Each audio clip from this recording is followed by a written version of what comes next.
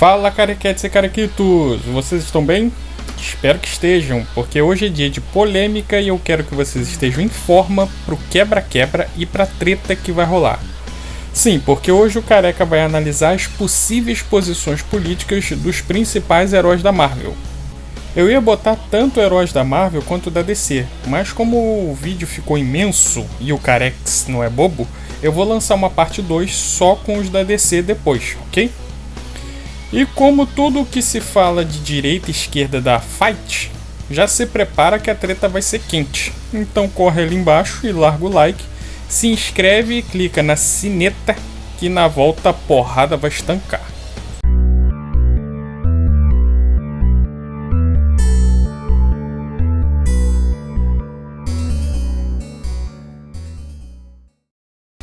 E aí pessoal, prontos pra treta?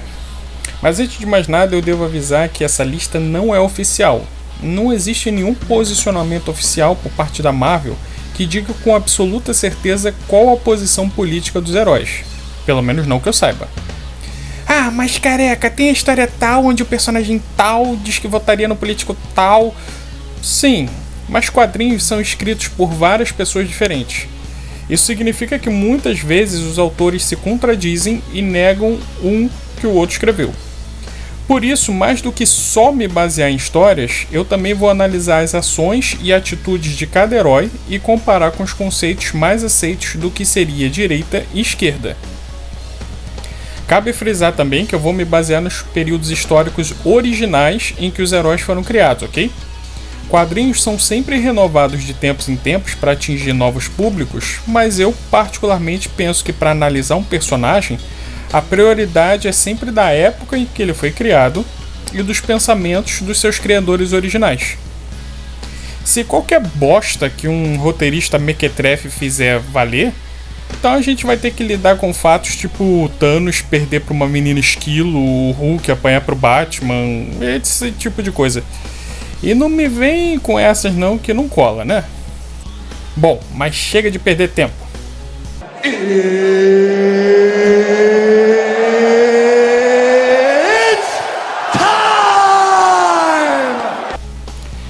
Essa discussão sobre direita e esquerda na política pode parecer ter entrado na moda nos últimos anos, mas na verdade ela é bem antiga. Basicamente, todo o grande conflito armado e guerra do século XX teve como motivação o conflito entre um governo de direita e um de esquerda. Os termos esquerda e direita foram usados pela primeira vez durante a Revolução Francesa, que começou em 1789. Basicamente, a classe trabalhadora francesa estava fula da vida, porque a economia estava um bostê, e enquanto eles passavam fome, a realeza comia caviar e se esbaldava na riqueza. Aí eles resolvem se unir em um grupo e decidem tocar o zaralho. A ideia geral era o fim da diferença entre a classe camponesa e a realeza. Porque na Idade Média era assim, ou você dava a sorte de nascer na realeza, ou você seria pobre para sempre. Não tinha como um camponês subir de vida e ficar rico, salvo algumas exceções, como quem virava cavalheiro ou quem conseguia um alto posto na igreja. Mas pro povão mesmo, a única opção era se matar de trabalhar para a realeza poder ficar no bem bom.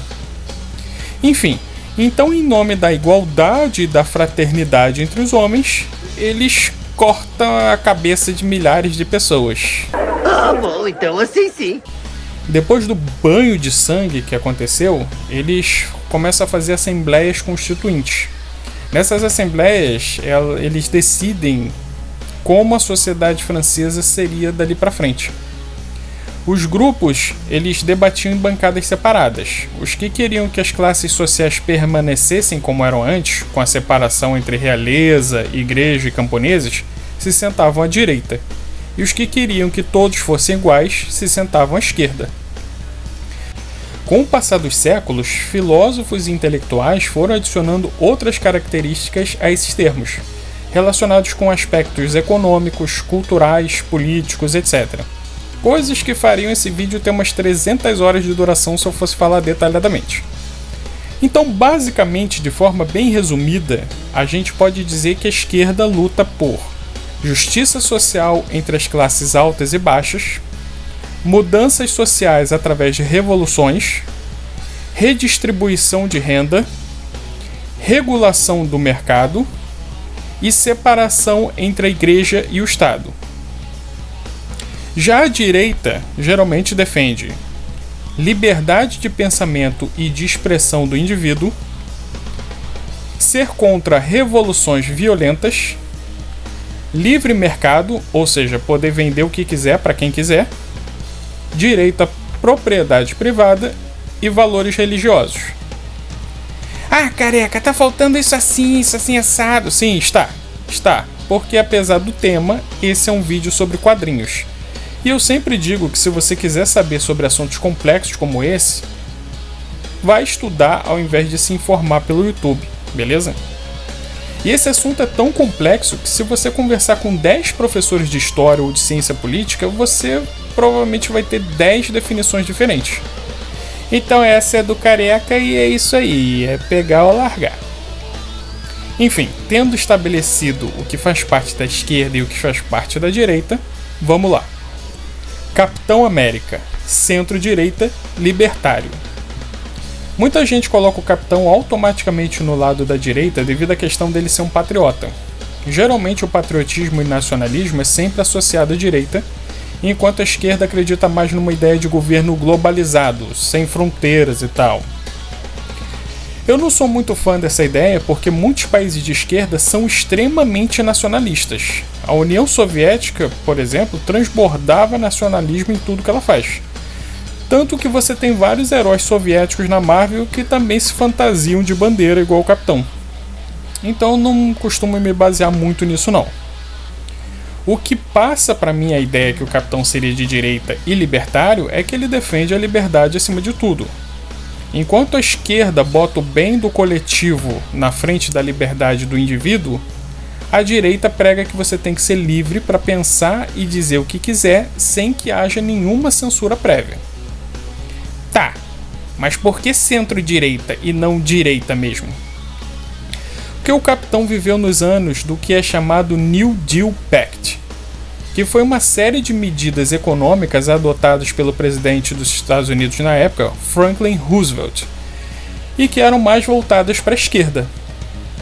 Sem contar que ele lutou na Segunda Guerra, e a ideia geral é de que o regime do bigodinho lá seja de extrema direita.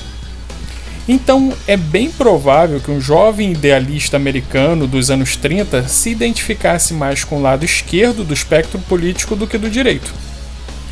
Se não fosse a defesa das liberdades individuais e do sonho americano, que são por definição ideias conservadoras, eu talvez até colocasse ele mais para a esquerda. Mas com um discurso desses aqui que ele fez na Guerra Civil, digno do Chesterton, não tem como, né?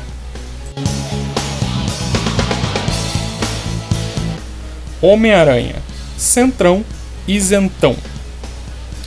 Se a gente fosse basear nas primeiras histórias do Aranha, desenhadas pelo Steve Ditko, ele era claramente um conservador. Isso porque o Ditko era um dos poucos autores abertamente de direita. E segundo reza a lenda, quando ele começou a pesar a mão demais nesse lado mais reaça do Peter, o Stan Lee mandou ele embora. Aí ele foi pra DC e criou o Questão, que é 7 vezes mais reaça. Mas ao longo dos anos, a ideia que o Peter começou a passar é de que ele é um cara bem na dele, que não curte briga nem discussão, que prefere mais ter paz do que ter razão. Por isso eu acho que ele deve ser aquele cara que levanta da mesa quando a conversa no boteco descamba pra discussão política, tá ligado? Eu até aceitaria dizerem que ele tem um pezinho na esquerda, já que ele é um peão que é explorado pelo patrão. Está um lixo. Lixo, lixo, super lixo. Dou 200 por elas. Mas como as únicas citações do lado político dele que eu conheço são pra direita, eu vou deixar ele no centro pra ficar equilibrado. Se alguém aí souber alguma outra referência que tire o Sr. Parker de cima do muro, deixa aí nos comentários. Deixa eu falar, Nanico. Você tira as fotos e eu faço as manchetes. Tá? Você concorda? Sim, senhor. Ótimo. Thor, direita, conservador. Esse aqui eu quase pulei, não porque eu não gosto dele, o Thor é na verdade o meu herói favorito da Marvel. Mas é que não faz muito sentido um deus de milhares de anos ter uma posição política, né? O Thor provavelmente caga e anda pra política humana. Mas como ele é um príncipe e Asgard, à sua maneira, dá muito valor às tradições e costumes, ele só pode ser um conservador. Aliás, na Segunda Guerra, ele lutou contra os comunistas do lado do Bigodinho. Mas depois inventaram que é porque ele tinha sido enganado. Claro, né? Porque quem iria pensar que um deus nórdico louro e dos olhos azuis iria lutar em prol dos alemães na Segunda Guerra, né? X-Men. Esquerda. Eu tenho um vídeo falando sobre o fato de que X-Men não é só sobre combate a preconceito de minorias, mas que também é sobre se opor ao radicalismo revolucionário que essas mesmas minorias podem ter. E apesar disso ser uma coisa óbvia para qualquer um que lê, alô, Magneto, muita gente acha que os X-Men são uma obra puramente progressista. E é praticamente impossível que um grupo com tantas pessoas de diversas naturezas e nacionalidades e até planetalidades tenha um pensamento completamente homogêneo. Só que a ideia geral dos X-Men é sim gerar uma mudança na sociedade em prol da igualdade entre humanos e mutantes. E apesar de historicamente conservadores muitas vezes se oporem ao racismo, isso, no pensamento das pessoas, em geral é uma ideia mais associada ao pensamento de esquerda. Além disso, alguns dos integrantes mais famosos dos X-Men têm posicionamentos claramente à esquerda no espectro político. Durante a saga X-Men vs Vingadores, o Ciclope assumiu sua vertente revolucionária e autoritária e resolveu dar uma de Magneto. E nós já vimos que revolução violenta em favor de justiça social é algo de esquerda, correto? O Colossus é um comunista. Tempestade mostra ter muito orgulho da sua raça e o Logan fica bravo com qualquer pessoa que tenha um posicionamento anti-mutante. Além disso, o grupo já teve indígenas revoltados com homem branco, homossexuais assumidos, adolescentes idealistas, enfim. Apesar de originalmente X-Men ter como base um ideal antirrevolucionário e, por definição, conservador, hoje em dia é inegável que o grupo tem toda a cara de ser um puxadinho do PSOL. Aliás, te falar que tem dias que cheira de nhacoma aqui na mansão tá foda. Eu acendo um cigarrinho, tiro o meu calção, entro lá no mato, vou dar o meu... Homem de Ferro. Anarcocapitalista. Tony Stark é o símbolo máximo do capitalismo. Ele é um bilionário que ganha vida fazendo armas para o governo americano e em seu tempo livre usa uma armadura para bater em vilões comunistas. Sim, porque as primeiras histórias do Ferroso nos anos 60 eram puro suco da Guerra Fria e ele era um tremendo garoto propaganda anticomunista. Isso porque tem YouTube que jura de pé junto que a Marvel sempre foi progressista, né? Mas enfim. Apesar do Tony ser um capitalista nato, do ponto de vista moral, ele não é um dos melhores exemplos. Além dele ser dado a vícios como bebidas e mulheres... É cachaça! Sai da frente, seu bêbado! A moral e ética dele são um tanto quanto duvidosas. Ele é um cara bastante pragmático e ele vai tomar atitudes questionáveis contanto que se chegue a um bom resultado. Como, por exemplo, quando ele desobedece o Capitão América e forma um grupo de extermínio para matar a inteligência suprema Kree na saga Tempestade Galáctica. Ou quando ele persegue seus amigos e faz um clone do Thor durante a Guerra Civil. Então, basicamente, ele é um cara que acredita que os fins justificam os meios e que o dinheiro e a tecnologia podem resolver qualquer problema. Esses caras que são extremamente capitalistas e acreditam que os valores morais e o Estado não devem se meter em absolutamente nada na economia, se chamam anarcocapitalistas. E o Tony se encaixa como uma luva nessa definição. Você não é um homem que se sacrifica, que deita no arame farpado para outro poder passar. Acho que eu cortaria o arame. Demolidor, social-democrata. Aula rápida de esquerdismo. Marx pregava que os trabalhadores deveriam tomar as indústrias dos patrões e atingir a igualdade na base da porrada. Essa ideia serviu de combustível para todas as revoluções socialistas ao longo do século XX. Mas toda vez que os trabalhadores se levantavam e pegavam em armas, os governos reagiam e caíam para dentro também. Como os governos têm os exércitos e os trabalhadores geralmente só tinham chaves inglesas para lutar, geralmente os trabalhadores saíam perdendo. O senhor agrediu a gente com gás. Sim. Por quê? Porque eu quis. Pode ir lá e denunciar. Quando os intelectuais e políticos de esquerda perceberam isso, eles começaram a trabalhar num socialismo 2.0. Ao invés de meter o pé na porta e sair pra porrada, os trabalhadores deveriam fazer partidos, se eleger democraticamente e, ao chegar no poder, aí sim começar a distribuir renda e ir mudando a sociedade aos pouquinhos. E para ninguém perceber que na verdade isso era um socialismo um pouquinho mais calmo, inventaram um novo nome: social-democracia. Essa é a natureza da esquerda americana. É por isso que o seu amigo marxista ultra-radical fala que não existe esquerda nos Estados Unidos.